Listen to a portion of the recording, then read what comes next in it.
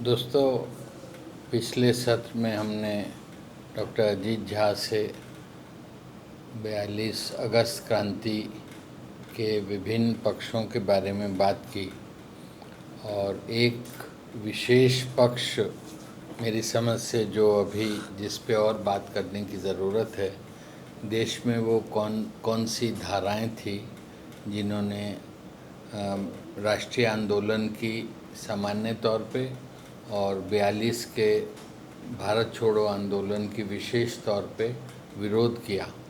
तो उनके विरोध का रूप क्या था और उसके पीछे क्या सामाजिक, सांस्कृतिक, राजनीतिक सोच क्या था, इस पे अजीत जी कुछ बात रखेंगे। सर, जैसा हम लोग बात कर रहे थे कि इस मूवमेंट में कितनी तरह की धाराएं एक साथ मिलके काम की, पर हम ये भी देखते हैं कि बहुत सारे लोगों ने, इंटरेस्ट ग्रुप्स ने इसमें पार्टिसिपेट नहीं किया। खास करके हिंदू महासभा, मुस्लिम लीग हो, सावरकर ने इसका विरोध किया, मुस्लिम लीग में जिन्ना ने विरोध किया, आरएसएस ने इसमें पार्टिसिपेशन नहीं किया। गोलवलकर के भी स्टेटमेंट्स लोग कोट करते हैं। श्यामा प्रसाद मुखर्जी की फजलुल हक को चिट्ठी है कि वो कैसे इस मूवमेंट को रोकेंगे।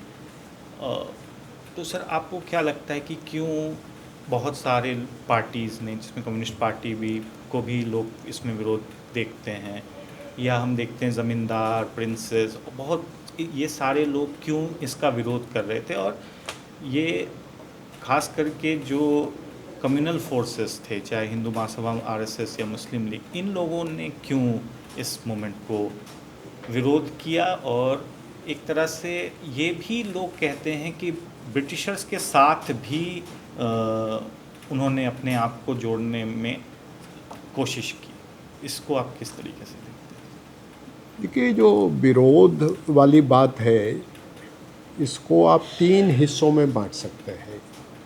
ये जो आंदोलन में जिन्होंने हिस्सा नहीं लिया या जिन्होंने आंदोलन का विरोध किया, मोटे तौर पर 3 तरह की धाराएं हैं उसमें। एक तो आपने सामाजिक समूहों की बात की कि प्रिंसेस, राजा रजवाड़े, जमींदार वगैरह, ये सामाजिक समूह है। ये कोई वैचारिक समूह नहीं है। इंटरेस्ट ग्रुप है, इनका कुछ इंटरेस्ट है। दूसरी तरफ वो समूह भी हैं जो सामान्यतः साम्राज्यवाद के विरोधी रहे हैं, ब्रिटिश सत्ता के विरोधी रहे हैं, जिन्होंने ब्रिटिश सत्ता के खिलाफ लड़ाई लड़ी है, पर उन्होंने क्विट इंडिया मूवमेंट को सपोर्ट नहीं किया। जैसे एम.एन. रॉय ने या सीपीआई ने, कम्युनिस्ट पार्टी ऑफ इंडिया ने। इनको आप ये नहीं कह सकते कि ये अंग्रेज परस्त ताकतें थीं या विदेशी सत्ता को बनाए रखना चाहती थी। एम.एन. रॉय 5-6 साल जेल में रहे, अंग्रेजों के जेल में रहे, और जेल से निकलने के बाद भी वो लगातार कांग्रेस में भी रहे। सुभाष चंद्र बोस का भी उन्होंने समर्थन किया कांग्रेस के अंदरूनी लड़ाई में। अंदरूनी लड़ाई में उनका समर्थन किया। सीपीआई तो बैंड ऑर्गेनाइजेशन था, अंग्रेज़ों ने उसको बैन कर दिया था सीपीआई को।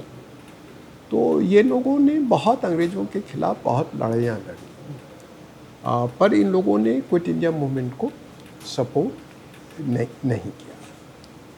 और तीसरा वो समूह था, हिंदू महासभा जैसे, कुछ हद तक मुस्लिम लीग, कुछ हद तक, दोनों को एक ही पलड़े में नहीं डाल सकते हैं, लेकिन कुछ हद तक मुस्लिम लीग भी, और मुस्लिम सांप्रदायिकता की अभिव्यक्ति मुख्यतः मुस्लिम लीग करती थी इस दौर में। ये 37 के बाद की दौर की हम बात कर रहे हैं। न तो हिंदू महासभा हमेशा सांप्रदायिक संगठन था और न मुस्लिम लीग हमेशा सांप्रदायिक संगठन था। ये कम्युनिटी ऑर्गेनाइजेशन थे, कम्युनल ऑर्गेनाइजेशन नहीं थे। मदन मोहन मालवीय हों, लाला लाजपत राय हों, ये हिंदू नेता थे, मगर ये साम्राज्यवाद विरोधी नेता थे, ये राष्ट्रीय आंदोलन के भी नेता थे। ऐसे ही मुस्लिम लीग में चाहे मौलाना आज़ाद हों, चाहे मोहम्मद अली जिन्ना हों, चाहे मौलाना मजहूल हक हों, ये सब लोग जो है 1937 से पहले इसमें से ज़्यादातर लोग साम्राज्यवादी विरोधी संघर्षों के नेता थे। इनमें से कई कांग्रेस के नेता थे, कांग्रेस के अध्यक्ष भी रहे।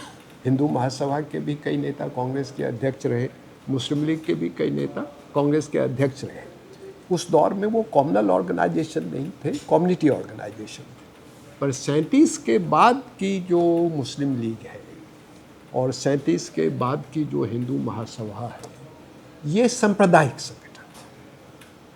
इनका कोई भी नेता साम्राज्यवादी विरोधी संघर्ष का में हिस्सेदार नहीं था। इनका कोई भी आंदोलन, कोई भी कैंपेन साम्राज्यवाद के खिलाफ 1937 के बाद नहीं चला। इनके कैंपेन या तो कांग्रेस के खिलाफ होते थे, या मुस्लिम संगठन है तो हिंदुओं के खिलाफ होंगे, हिंदू संगठन है तो मुसलमानों के खिलाफ होंगे।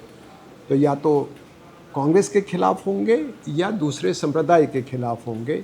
अंग्रेज़ों के खिलाफ कोई अभियान, कोई कैंपेन 1937 से लेकर के 1945 तक हिंदू महासभा या मुस्लिम लीग ने कभी नहीं चलाया।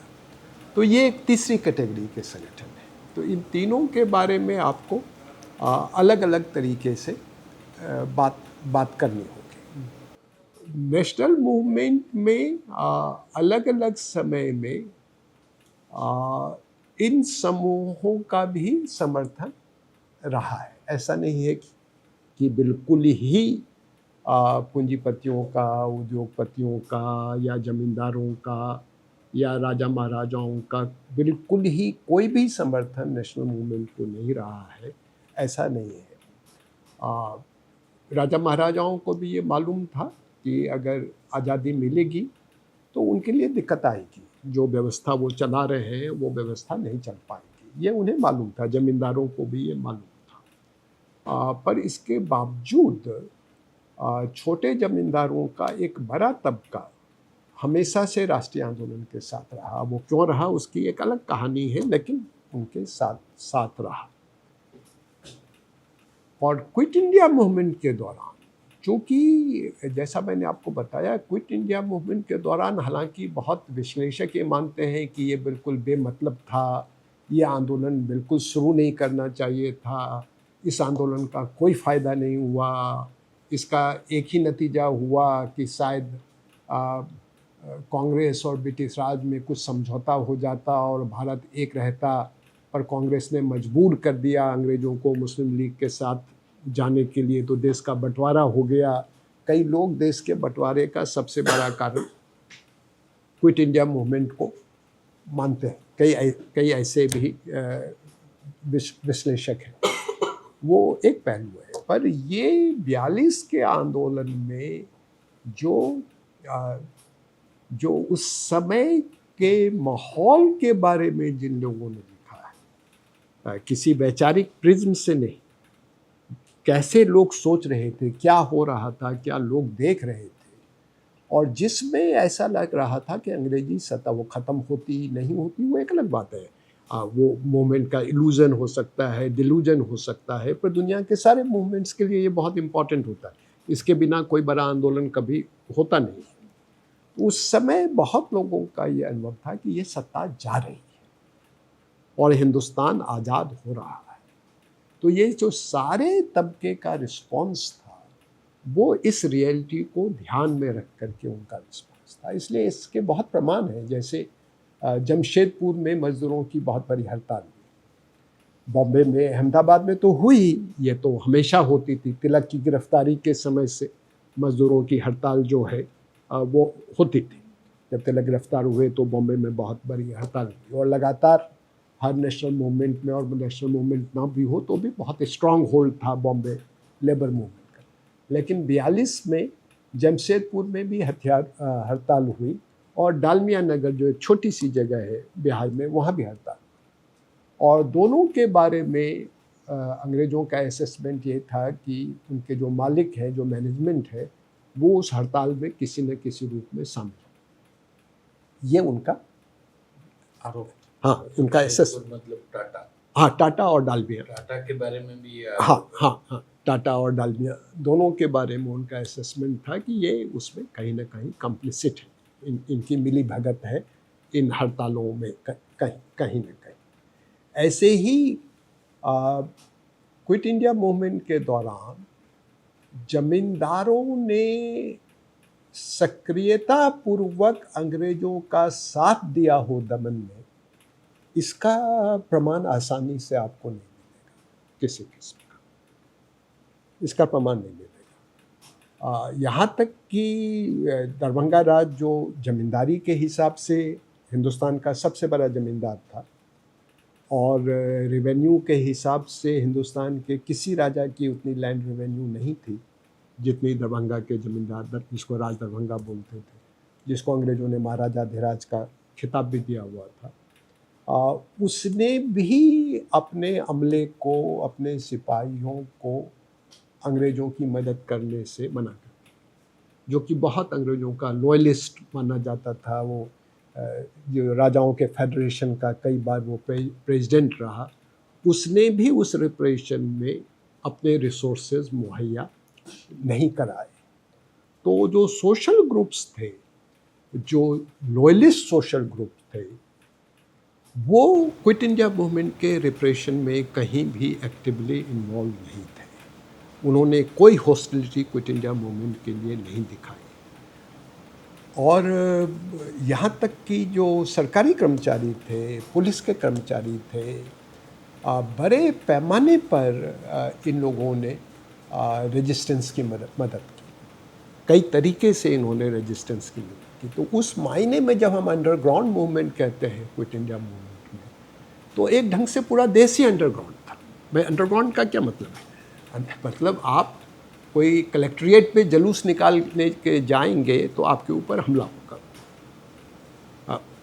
वो आंदोलन 6-8 सप्ताह के बाद दब गया। लेकिन जो सबटेज की एक्टिविटी जो लोग कर रहे थे, वो अंडरग्राउंड मतलब क्या था? वो वहीं रहते थे जहाँ एक्टिविटी करते थे, क्योंकि उनको इतना व्यापक समर्थन था।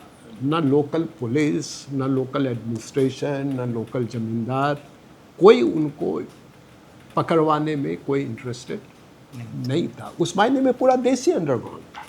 तो जो अंडरग्राउंड का नोशन हमारे दिमाग में आता है, 42 उस मायने में कुछ नेता अंडरग्राउंड रहते थे, जो इंस्ट्रक्शंस भेजते थे, जो कुछ सप्लाई करते थे, लेकिन जो ज़्यादातर एक्टिविस्ट थे वो कोई अंडरग्राउंड नहीं थे।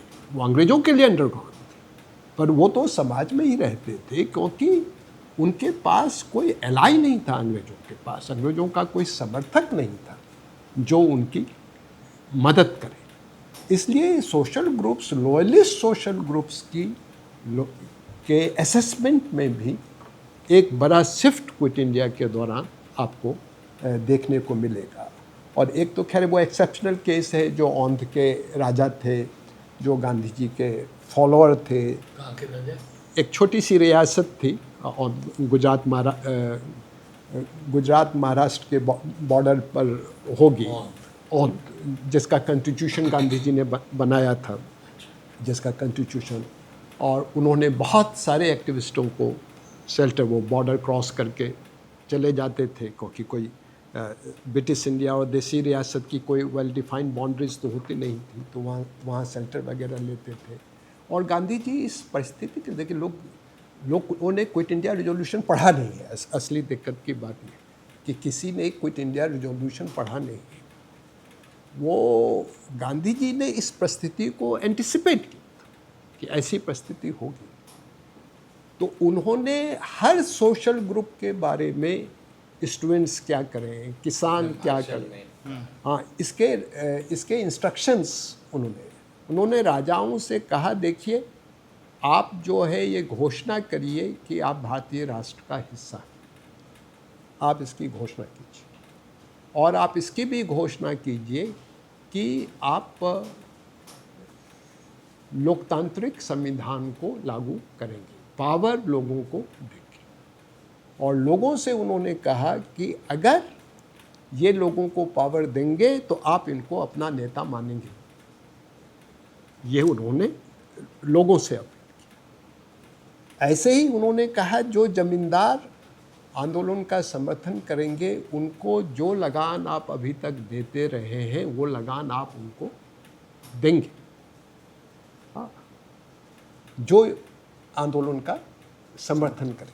तो हर सोशल ग्रुप के लिए आज़ाद हिंदुस्तान में उनका क्या भविष्य है, क्या भविष्य होने वाला है, इसकी घोषणा उन्होंने रिजोल्यूशन, भाषण के माध्यम से पहले से कर दी। और ये मैसेज, ये केवल रिजोल्यूशन नहीं है, ये एक आज़ाद हिंदुस्तान के पीछे जो ताकत है, जो ताकत लेगी आज़ादी के बाद पावर अपने हाथ में, उसका क्या रवैया होगा सभी ग्रुप्स के बारे में, इसका वो एक ऐलान है।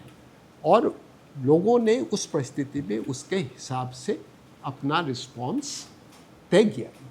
और पैट्रियटिज़म की एक फीलिंग, ये कोई क्लास फीलिंग नहीं है, ये किसी में भी हो सकती है। किसी परिस्थिति में ज़्यादा होती है, किसी परिस्थिति में कम होती है। तो जो सोशल ग्रुप्स का जो रोल रहा ट्रेडिशनली, हिस्टोरिकली, वो क्विट इंडिया के समय में वो कोलैप्स होता हुआ दिखता है इस समय। Pro British role. हाँ, प्रो ब्रिटिश, ये एक नेशनल, उस मायने में एक पूरी तरह से एक नेशनल रिवोल्ट था, एक पूरी तरह से नेशनल रिवोल्ट था, जिसमें ब्रिटिश किसी के बारे में श्योर नहीं हो सकते थे, अपने किसी कर्मचारी के बारे में श्योर नहीं हो सकते थे कि ये हमारे प्रति लॉयल हैं या हमको सही इन्फॉर्मेशन दे रहे हैं। ये सिचुएशन जो है, और इसके सैकड़ों हजारों प्रमाण हैं कि कैसे ऑफिशियल्स, पुलिस, ये सब जो है वो एक्टिविस्टों को इन्फॉर्मेशन देते थे। अच्युत पटवर्धन ने लिखा, वो जो कमेटी बनाई थी उन्होंने, जो सबसे हाईएस्ट पावर्ड कमेटी जो बॉम्बे में थी, जिसका काम था अंडरग्राउंड को मॉनिटर करना, उनको उसी का एक मेंबर उनको इन्फॉर्मेशन देता था। इस लेवल तक जो है नेशनलिज्म का पेनिट्रेशन था। तो ये एक पहलू है। और जैसा मैंने कहा कि जो वैसे साम्राज्यवाद के समर्थक नहीं थे, पर वैचारिक आइडियोलॉजिकल कारण से या अपने असेसमेंट के कारण, जैसे कांग्रेस में भी तो दुविधा रही ना। हाँ, जय राजगोपालाचारी ने हिस्सा नहीं लिया, कम्युनिस्ट पार्टी ने क्विट इंडिया का विरोध किया, सहजानंद सरस्वती ने विरोध किया क्विट इंडिया का, जो लोग फ्रीडम मूवमेंट के बड़े लीडर्स थे उन्होंने क्विट इंडिया का विरोध किया। पर ये भी ध्यान रखना चाहिए आपको कि वो नेशनल रिवोल्ट का स्केल इतना था कि सहजानंद सरस्वती, जो आप कह सकते हैं जो राष्ट्रीय आंदोलन में गांधी जी की स्थिति थी, कम से कम बिहार के किसान आंदोलन में स्वामी सहजानंद सरस्वती का वही हैसियत थी, उसी तरह की हैसियत। एक दिन में उनकी फॉलोइंग ख़त्म हो गई, एक दिन में वो नेता, सहजानंद सरस्वती नेता नहीं रहे।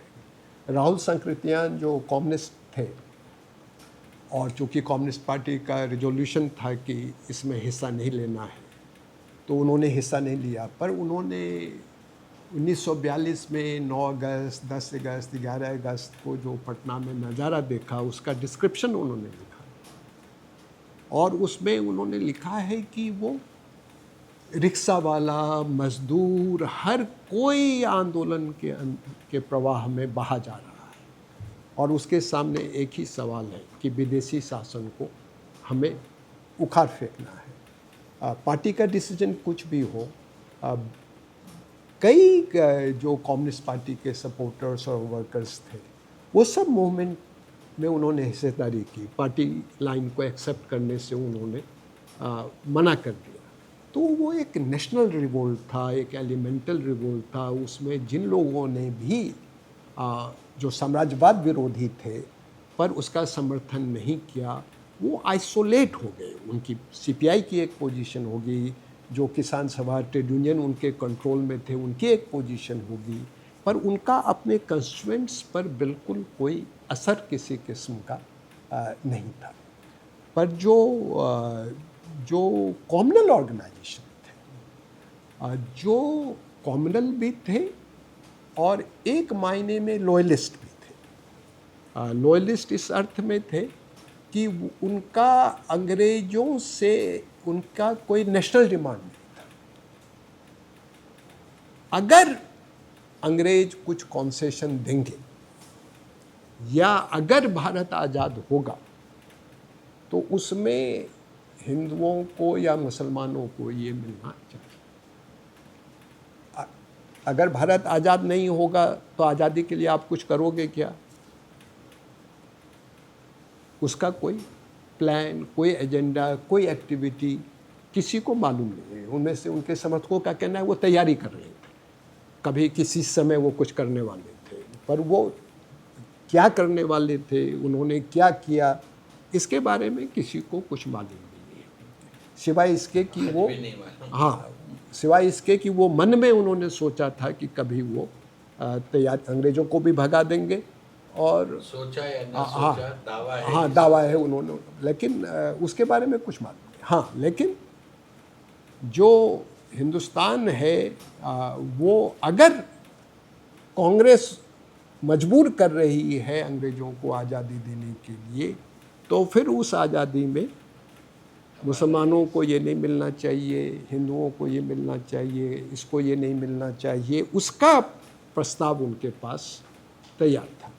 हिंदू महासभा के पास भी तैयार था और मुस्लिम लीग के पास भी तैयार था। मुस्लिम लीग के बारे में और हिंदू महासभा में भी एक फ़र्क आपको समझ लेना चाहिए कि हिंदू महासभा का हिंदुओं पे असर बहुत कम था,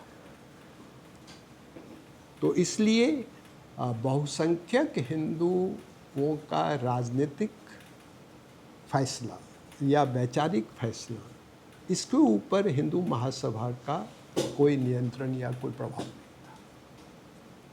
मुस्लिम लीग 1939-40 के आसपास, मुस्लिम लीग 30 के दशक में एक नॉन एग्जिस्टेंट संगठन था। जब तक वो राष्ट्रीय आंदोलन के साथ था तब तक वो एक बड़ा संगठन था, मुसलमानों में एक बहुत प्रतिष्ठित संगठन था। पर 1930 के दशक में जब मुस्लिम लीग और कांग्रेस में एक विलगाव हो गया और जो राष्ट्रीय आंदोलन में जो मुस्लिम नेता शामिल थे वो मुस्लिम लीग से अलग हो गए, उसके बाद मुस्लिम लीग 30 के दशक में लगभग एक निष्क्रिय संगठन था। उस समय लगभग कई साल तक मोहम्मद अली जिन्ना राजनीति छोड़ चुके थे, हिंदुस्तान भी छोड़ चुके थे, वो लंदन में जाके प्रैक्टिस करते थे। कई साल उन्होंने लंदन में जाके प्रैक्टिस की। वो 37 के इलेक्शन से पहले हिंदुस्तान आए और 37 के इलेक्शन में भी मुस्लिम लीग का कांग्रेस के बारे में कोई हॉस्टाइल रवैया नहीं था 1937 के इलेक्शन में। पर 37 के बाद एक पूरा टर्न जिसको कहते हैं, जिसके बाद जिन्ना की लीडरशिप में मुस्लिम लीग हर दिन कॉमनल से कॉमनल होती चली गई, और जैसे ही वो कॉमनल से कॉमनल होती चली गई उसके बाद नेशनल डिमांड में मुसलमानों का क्या होगा, यही एकमात्र उनका सवाल रह गया। लेकिन मुसलमानों के मन में ये सवाल था कि आज़ाद हिंदुस्तान में उनका क्या होगा, उनकी क्या हैसियत होगी। ये सवाल एक बड़ा सवाल उनके मन में था। उस मायने में मुस्लिम लीग का मुसलमानों पे ज़्यादा प्रभाव था बनिस्बत हिंदू महासभा के का हिंदुओं पे प्रभाव होने की तुलना में। लेकिन क्विट इंडिया मूवमेंट के दौरान मुस्लिम लीग ने भी क्विट इंडिया आंदोलन का मुकाबला करने की कोई कोशिश नहीं। क्विट इंडिया मूवमेंट के दौरान आपको कोई सांप्रदायिक तनाव या दंगे आसानी से नहीं मिलेंगे। ऐसा नहीं है कि मुसलमान लोग क्विट इंडिया मूवमेंट के खिलाफ कोई मूवमेंट चला रहे हैं, ऐसा कोई एग्जाम्पल आपको नहीं मिलेगा किसी किस्म का। लोकल लेवल पर जो रिलेशंस और जो नेटवर्क थे हिंदू और मुसलमानों के, वो ज़्यादातर जगह इंटैक्ट थे। और जैसे समाज के अन्य हिस्से आंदोलनकारियों की मदद करें, आंदोलन में भागीदारी नहीं, पर जो आंदोलनकारियों के साथ जो सामाजिक सरोकार था, सामाजिक रिश्ता था, मदद करने की बात है, वो मुसलमानों की तरफ से भी बड़े पैमाने पर इस आंदोलन में हुई। तो मुस्लिम पार्टिसिपेशन की कमी और मुस्लिम हॉस्टिलिटी, ये दो बिल्कुल फ़र्क बातें हैं। तो ये दोनों बातों को कई बार हम जोड़ करके देखते हैं। कि मुस्लिम लीग ने उसका विरोध किया, इसका मतलब मुसलमानों ने क्विट इंडिया का विरोध किया। मुसलमानों ने क्विट इंडिया का विरोध नहीं किया, मुसलमानों की उसमें भागीदारी आंदोलन में कम थी, पर उनका विरोध नहीं था। हिंदू महासभा के विरोध का कोई व्यावहारिक मतलब नहीं था, क्योंकि उनका कहीं कोई ऐसा प्रभाव नहीं था कि उनकी प्रभाव की वजह से कोई आंदोलन में हिस्सेदारी न करे। उनके कुछ समर्थक, कुछ नेता, कुछ कार्यकर्ता हो सकते हैं जो उनकी वजह, हालांकि उसमें भी हिंदू महासभा के अंदर भी ऐसा तबका था। एनसी चटर्जी थे, हिंदू महासभा के बड़े नेता थे। उन्होंने हिंदू महासभा के ऊपर दबाव डाला। उन्होंने कहा आप कैसे राष्ट्रीय आंदोलन से अलग रह सकते हैं, और हिंदू महासभा को भी कुछ गोल मटोल प्रस्ताव एनसी चटर्जी के दबाव में उनको डालना पड़ा। जब गांधी जी ने अनशन किया, वो एक अलग कहानी है। क्विट इंडिया मूवमेंट के दौरान वो एक बहुत महत्वपूर्ण एपिसोड है, जब उन्होंने जेल में 21 दिन का, गांधी जी ने किसी के खिलाफ नहीं किया, 21 दिन का उन्होंने अनशन किया जेल में। तो जो वायसराय की एग्जीक्यूटिव काउंसिल में कई मेंबर थे हिंदुस्तानी, उसमें 3 हिंदुस्तानी सदस्यों ने उनकी एग्जीक्यूटिव काउंसिल से इस्तीफ़ा दिया। वो लॉयलिस्ट थे, उन्होंने क्विट इंडिया मूवमेंट का विरोध किया था। क्विट इंडिया मूवमेंट का जब दमन हो रहा था, उस समय भी वो एग्जीक्यूटिव काउंसिल के मेंबर थे। पर जब गांधी जी ने 21 दिन का अनशन किया और ब्रिटिश सत्ता ने उसको पूरी तरह से इग्नोर कर दिया उनके अनशन को, तो 3 लोगों ने उसमें से इस्तीफ़ा दे दिया। तो जो नेशनल रिवोल्ट जो आप कहते हैं क्विट इंडिया मूवमेंट में, केवल जो शहीद हुए केवल वो क्विट इंडिया मूवमेंट का असर नहीं है। क्विट इंडिया मूवमेंट ने लॉयलिस्टों को किस ढंग से पेनिट्रेट किया, इस पर भी हमको एक ध्यान देना चाहिए। हिंदू महासभा का ये रोल जरूर था कि वो बंगाल में ख़ास तौर पर, चूँकि वहाँ के असेंबली में उनके कुछ मेंबर थे, और जो कोएलिशन गवर्नमेंट था बंगाल का मुस्लिम लीग की लीडरशिप में, उस कोएलिशन गवर्नमेंट में हिंदू महासभा हिस्सेदार थी क्विट इंडिया मूवमेंट के दौरान। और श्यामा प्रसाद मुखर्जी उसमें मिनिस्टर थे। और श्यामा प्रसाद मुखर्जी और सुभाष चंद्र बोस का द्वंद्व बंगाल में बहुत पुराना द्वंद्व था। जब सुभाष चंद्र बोस हिंदुस्तान में थे, बंगाल कांग्रेस के वो प्रमुख नेता थे, उस समय से ही हिंदू महासभा के साथ उनका लगातार एक संघर्ष जो है वो चलता था। लगातार उनका वो संघर्ष चला। तो जहाँ उनको मौका मिला हिंदू महासभा का, वो उस समय सत्ता में रहे, और सत्ता में रह कर के क्विट इंडिया मूवमेंट के दौरान जो दमन का काम था उसमें उनकी भागीदारी और हिस्सेदारी रही। समाज के स्तर पर, लोगों के स्तर पर आंदोलन को कमज़ोर करने की उनकी कोई क्षमता नहीं थी, और उनके विरोध का कोई असर नहीं पड़ा। धन्यवाद।